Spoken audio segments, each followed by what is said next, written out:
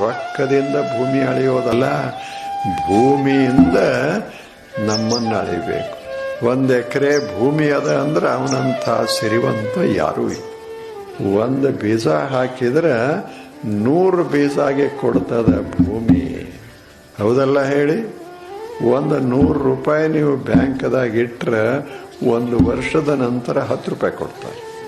ಭೂಮಿಯಿಂದ ನೀವು 1 ಬೀಜ ಇಡ್ರಿ, 1 ಬೀಜ ಏನು ಸುಂದರ 100 ಬೀಜ ಆಗಿ 1000 ಬೀಜ ಆಗಿ ಕೊಡ್ತಾರೆ.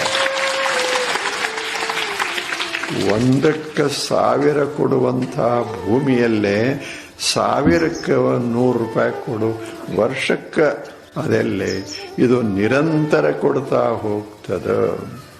ಅದಕ್ಕೆ ನಿಜವಾದ ಸಿರಿವಂತ ಯಾರಾದರೂ ಇದ್ರೆ ಆತ ಯಾರು ಒಕ್ಕಲಿಗ.